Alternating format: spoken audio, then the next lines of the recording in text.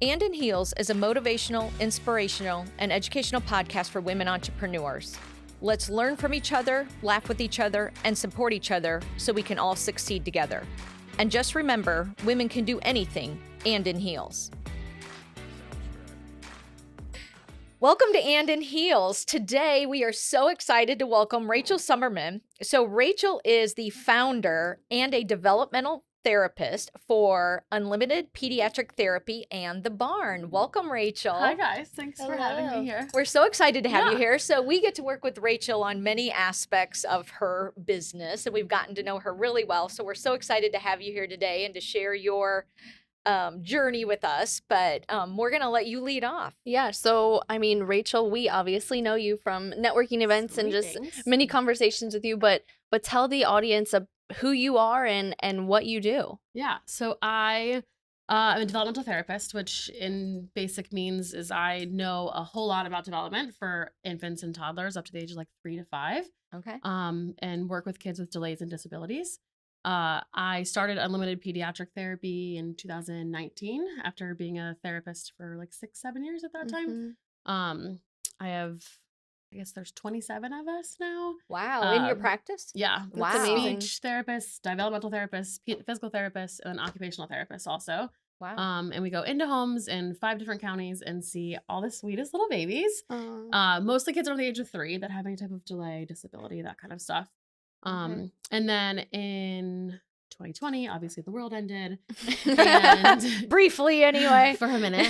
And we started to notice how much parents and moms, really specifically moms with their kids, especially with special needs kids, like craved connection and other people to be around, and then we're missing their village because they couldn't see their weren't family. able to get to anybody. Yeah. So many things. So we then created, and I say we because I say my staff of the Barn, or of UPT, has helped kind of build the Barn, which is my second business, which is a community play and education center where we bring together all types of kiddos and families and moms and dads and caregivers and do lots of fun little group classes and kind of, I guess, like a little community village on steroids, kind of. And that also caters to kids 4 and under, correct? Correct. Yeah. So your practice and the Barn, which is the play center, they all cater to 4 and under. Once they start getting permanent teeth, we don't really know what to do with them. So like the younger, I love that. Yeah, the younger they are, the more we like them. Yeah. And what made you specialize in that age group?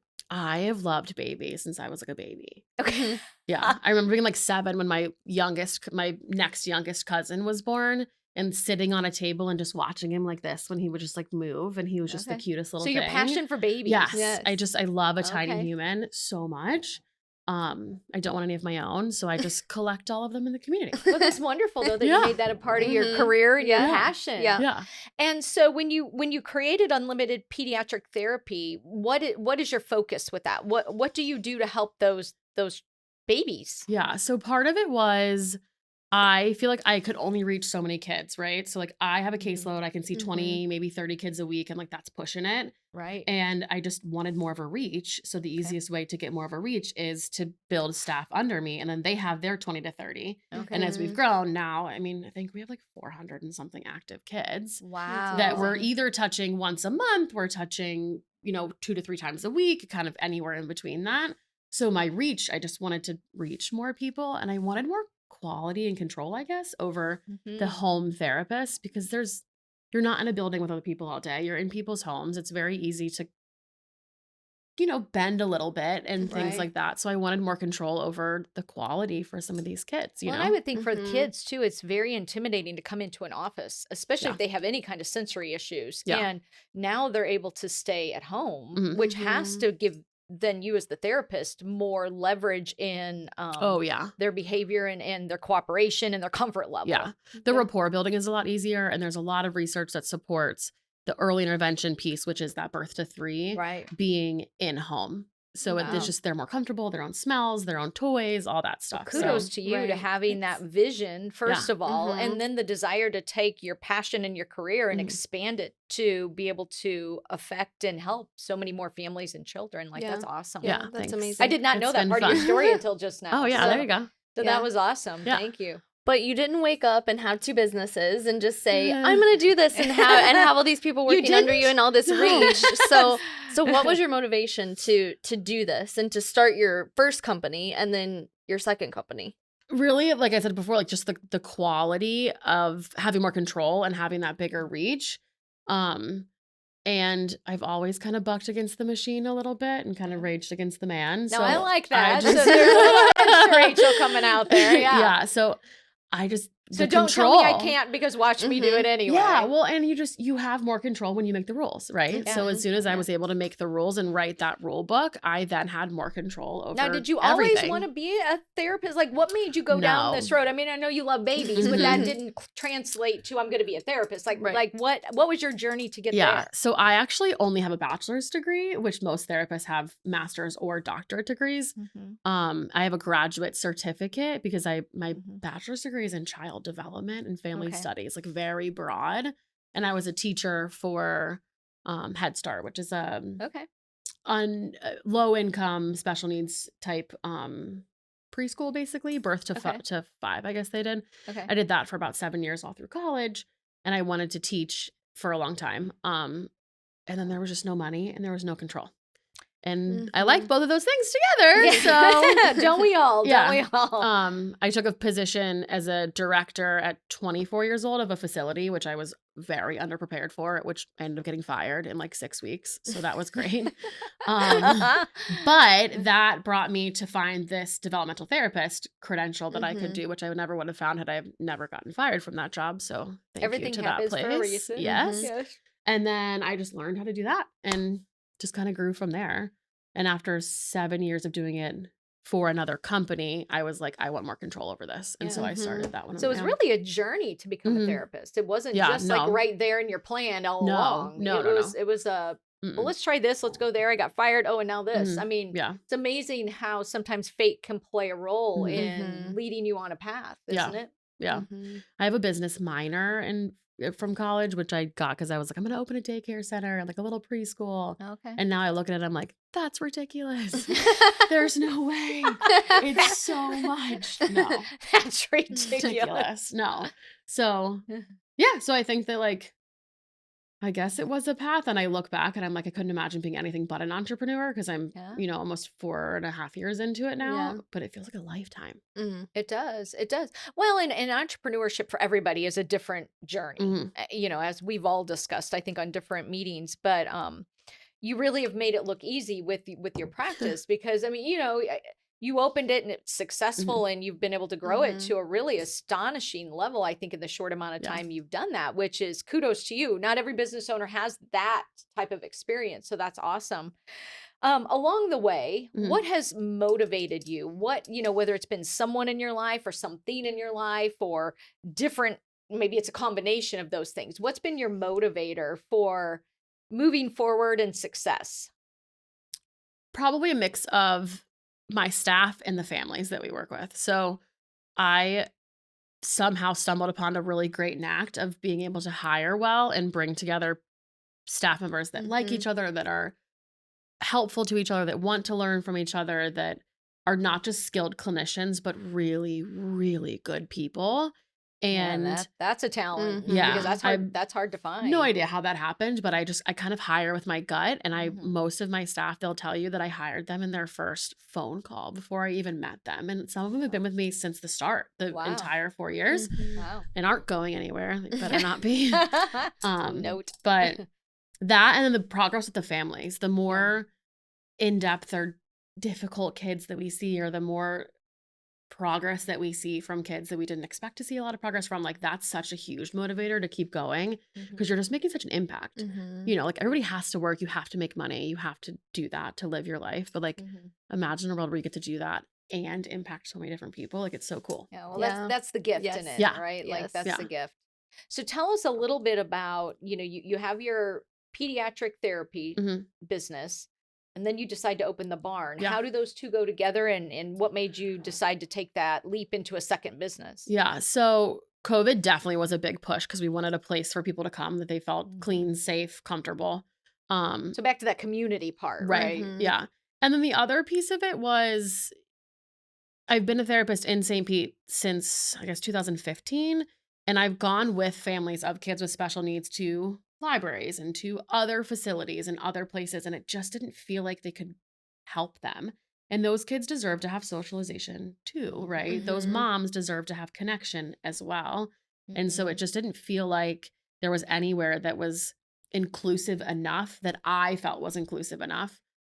So I built it because I definitely have that. How hard can it be, Jean? I can do it. Well, so tell us a little bit about the inclusivity, because I know you've mentioned that before, and we're working on a project with you, which caused us to have a little more in-depth conversation, which gave me more insight that I think we should share.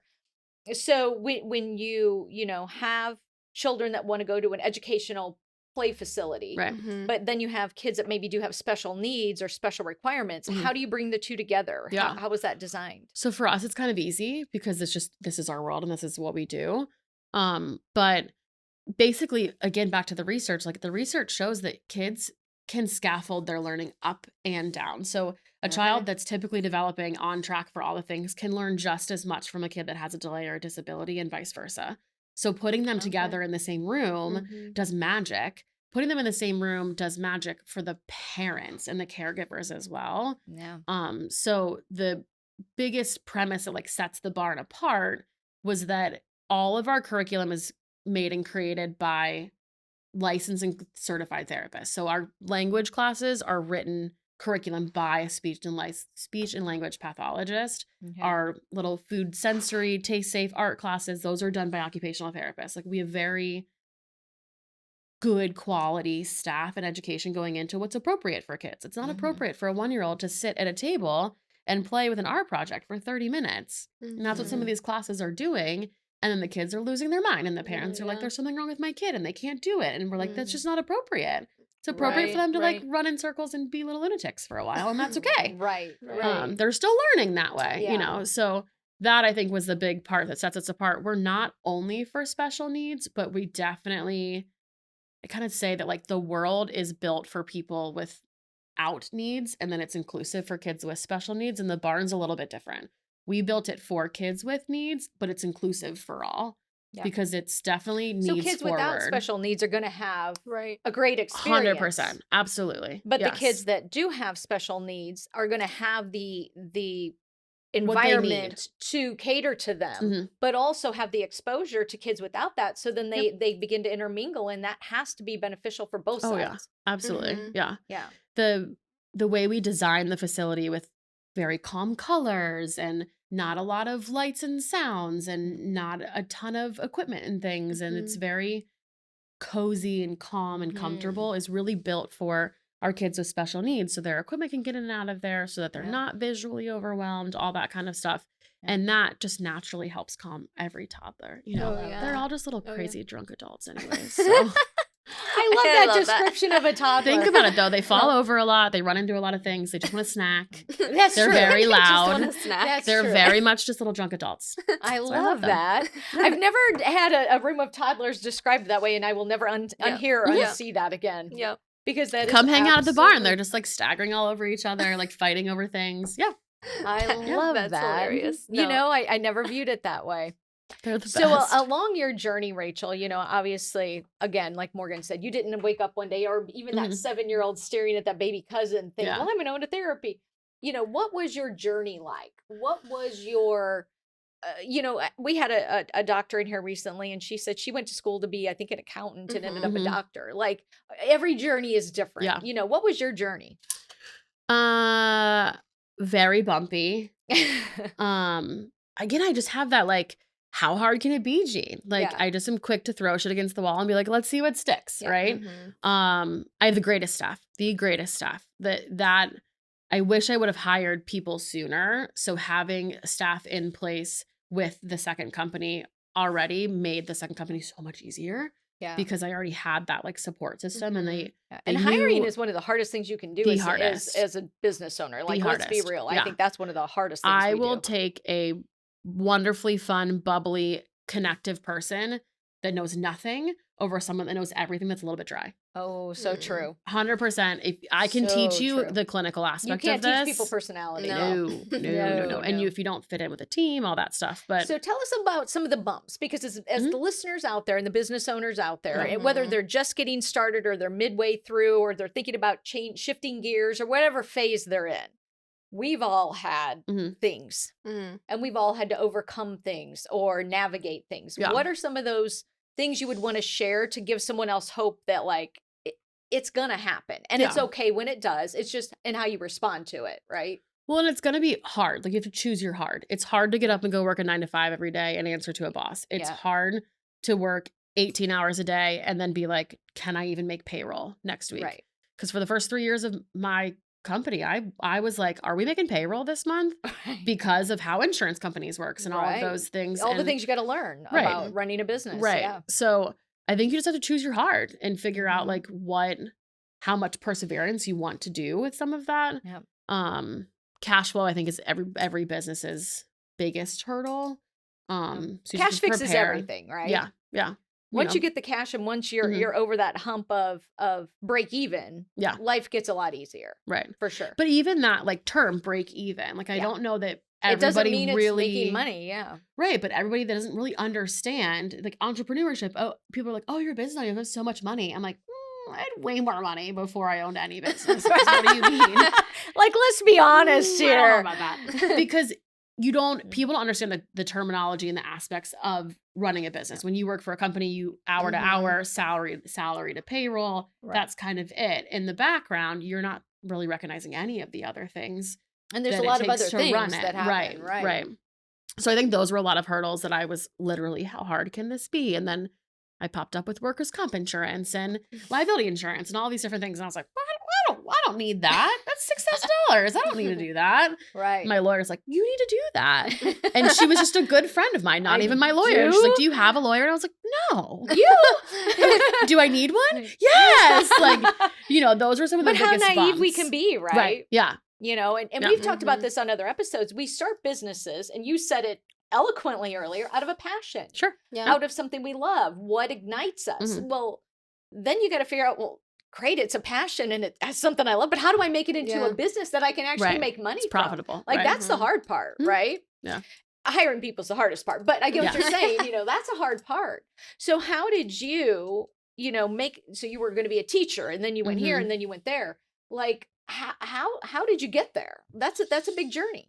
I don't know that I can even answer that. Right. Like, sometimes we can't. Sometimes I know you joke like you don't just wake up and have a business, but I really do sometimes look back. My staff's whole joke is, who let you own a business? Like I ran out of gas on the side of the road 2 days ago and coasted in neutral into the gas station on the phone with a parent of mine that I see their child. And she's like, why do I trust my child with you? I don't know. So I do kind of look back and I'm like, wow, like look where we are. And I think it's just like pure determination and grit and like not giving up. And how hard can it be? But sometimes isn't it that, like, let's talk about that for a second, because I think we're a society of comparisons and social media has made that 100 times more easy to do because I can look at social media now and go, oh, their life looks so perfect. Oh, they're in Hawaii on vacation. Oh, they're, here at a winery this weekend. And I want to like, we it's comparing, right? And I think in business, what we do a lot of times and what you just said matters so much to those business owners out there trying to make it to the next level or make it to break even or get started or wherever they're at. You don't have to know everything to get started. No. But I think a lot of times we do that as humans because we're like, oh, but I'm not as smart as them, or, oh, I don't have that certificate or that degree, or, oh, I don't have all those years of experience, so I can't possibly do that too. Right. And I think that's false. I think that's a fear holding us back. Yeah. I think you have to absolutely take just the first step in determining. Do some planning. I'm not saying just jump in and. Well, I did. I didn't plan a thing. But yes, do some planning. Yes. Reiterating that. But even just taking the first step to like figure out what it is that what value you're bringing to the community. Because really that's what a business is going to be. Yes. Even the Amazons of the world. They bring a value to you, whether you like it or not. It's all about what value you're bringing to somebody. Sure. So like that's why it's so hard to get away from things like that, right? Yeah. Identify a need, align it with your passion, and you've got a business model. Yeah, look, see, it's so easy. There's your plan. What do you mean? Perfect. I made that look so easy. So didn't easy. I? So easy. Yeah. But I do believe it's the combination of that. I think when we're working a job and truly a job, right. You may like what you do, you may be okay with what you do, but do you feel fulfilled? And I think there's a big difference there. And I think when we find what fulfills us or our higher purpose, however you want to describe that, and we figure out how to make that into a business that can actually make money, you have found your gift. Yeah. Not many people have the grit and the determination to take that passion or that idea or that thing that fulfills them and make it into a profitable business. And I think when you do that, you know, I know you're downplaying it right now, but you're being very humble because that's a hard thing to do. Yeah. It is. That really it is. Yeah. And you have done it so smoothly to those on the outside looking in. Say, even though you've had some bumps, you've done it well.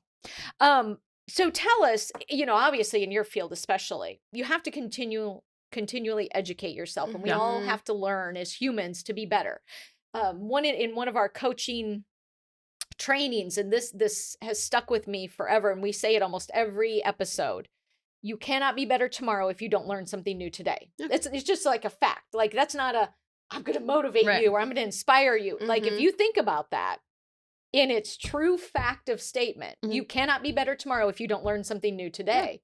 And I'm like, wow. It's one of my mom's favorite sayings forever, ever and ever. You learn something new today if you're lucky. All the time. Yeah. That's what she'd always say. Yeah, because you'll be better tomorrow for it. Yeah. So what are those things you do to educate or to keep learning or to make yourself better tomorrow? Yeah, I have just recently in the past like 7 months since opening the barn and failing a little bit with it, have started looking at like business type stuff.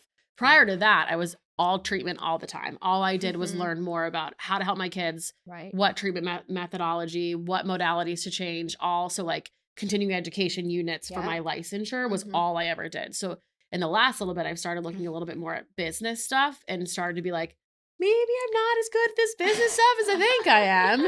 And maybe we've just like flung by the seat of our pants for so long. And I'm starting to walk myself back a little bit and trying to get into that plan and getting more of business things. I don't have any great, like, this podcast or this book or this person because I'm still just like learning all of it. And I think that's funny to say, you know, January of 2024 will be 4 years exactly since I hired my first person for my company.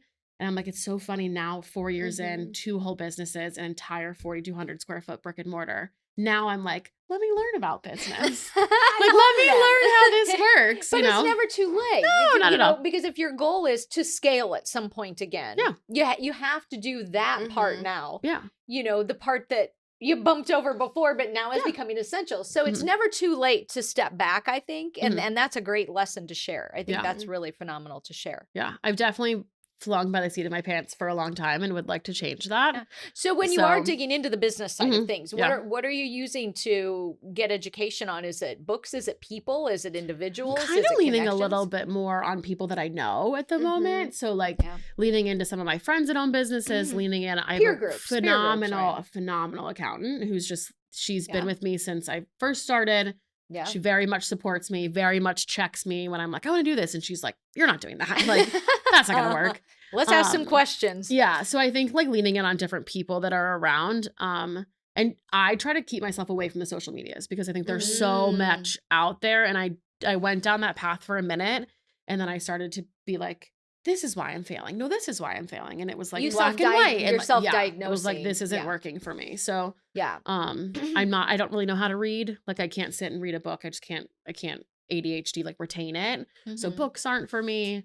But everybody learns differently. Right. So I'm still figuring that out, I think. I think though what you're describing is surrounding yourself by peers that have a skill that is going to help you get to that level and learning in whichever way is appropriate to you. Because I agree with you.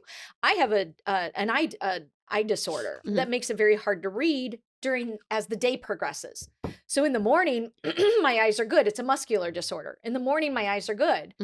on the computer till 5 o'clock in the afternoon or evening. Toast. Yeah. By 6 o'clock, I can't hardly see to read. I can Right. see to function, Right. but not to read. Right. So in the evening, when I feel like I'd have the time to read, I physically can't Right. at that point. Like my eyes just won't even let me. And so it's very frustrating to me because I really would love to read books in the evening and I can't, but I have found audio works. So I can download the audiobook and I can listen. It's not as effective for me because I'm with you. If I retain better if I see it. Well, I'm just such a kinesthetic learner. So like I need to do it, which I think is where I've proven is that like I've done so well because I've just done it and failed Putting and then it into figured out a action. different path, right? But I don't know. I think there's it's a great message in that though. Learn in the way that best fits you. Don't learn because someone else told you that's how you have to do it. I think that's the biggest message in there that I got. Well, and I think for me, obviously being a little bit younger and just graduating from college in 2019, right before COVID, thank God.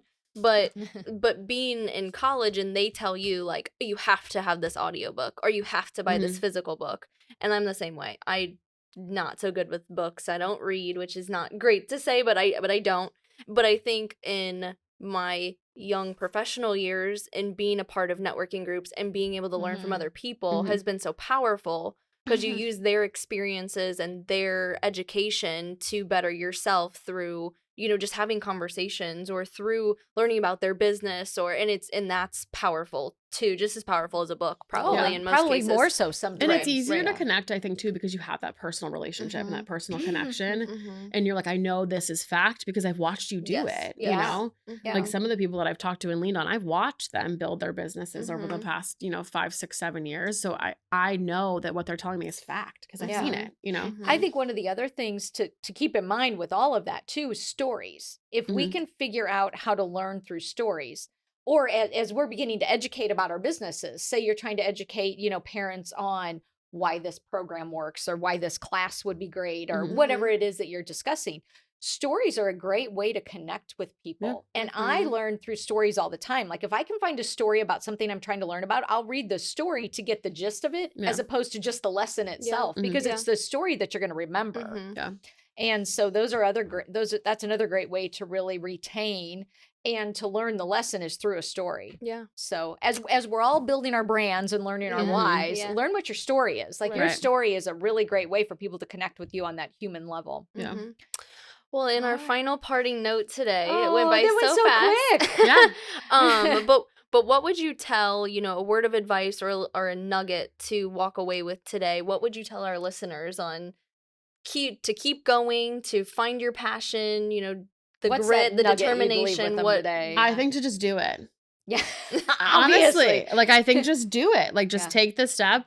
Even if it's one baby step every month, you just take a baby step towards doing it. Move forward. Yeah. Like you have to actually do it. Because similar to what you said earlier, it's we wait until we have everything together or we have it perfect or whatever. Yeah. It'll never happen. I'm 4 years in and I'm still like, we're going to figure this out. So I think that like if you just take the steps and go towards doing it and obviously safe steps, don't tomorrow be like, I'm out, quitting my job. I have nothing else, you know? Right. But taking steps and doing it and not waiting until you feel like everything's perfect and you're ready. Yeah. I agree. Totally. Well, Rachael, it has been a pleasure. Yeah, thanks, guys. Thank you so much for being here today. Yeah. Really just hearing your journey and how your passion created your business is phenomenal. And we wish you all the luck with both businesses, the barn and your pediatric therapy business. But thank you for being here today. Thank you. Thanks, guys. If you enjoyed this episode, please subscribe. And just remember, women can do anything and in heels.